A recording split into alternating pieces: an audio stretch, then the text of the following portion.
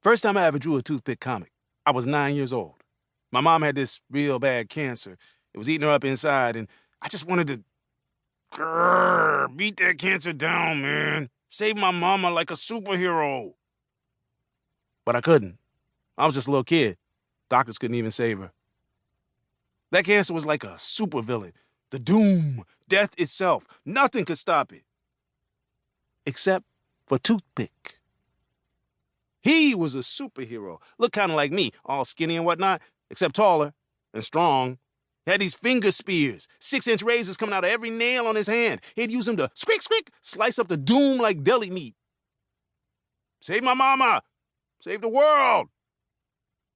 None of it was real. Toothpick was just a comic I made up, but drawing him made me feel better. After Mom passed, I kept drawing. For 3 years, I drew Toothpick comics almost every day. Pretty soon, he wasn't just fighting the doom. He took on a whole mess of bad guys. Deadeye, Dr. Mindsuck, Purple Witch. Toothpick showed them all who's boss. And after 3 years of drawing every day, I was getting good at it. I figured it was just a matter of time before Capitol Comics gave me a 12-issue run, put me on the road to making Toothpick the greatest superhero in the history of comics.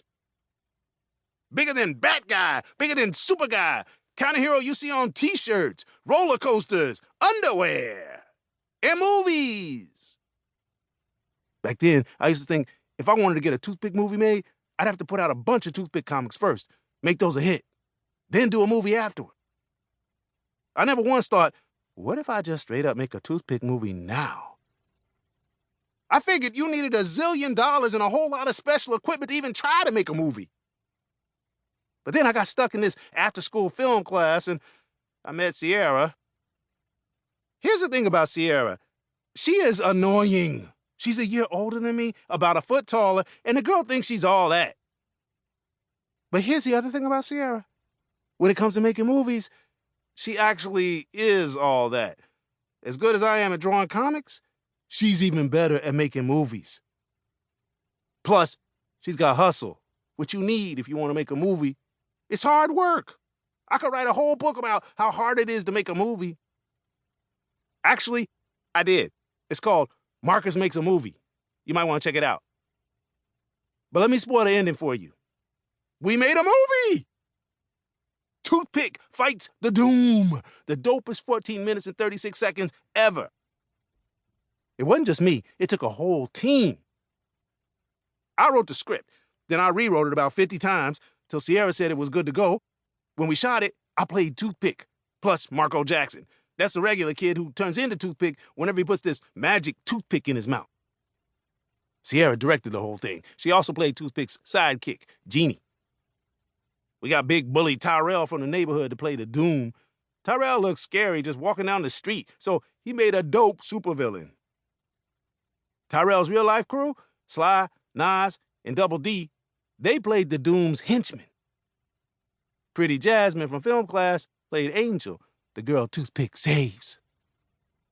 We got my boy Khalid to run the camera for us, even though sometimes the camera was just Sierra's phone.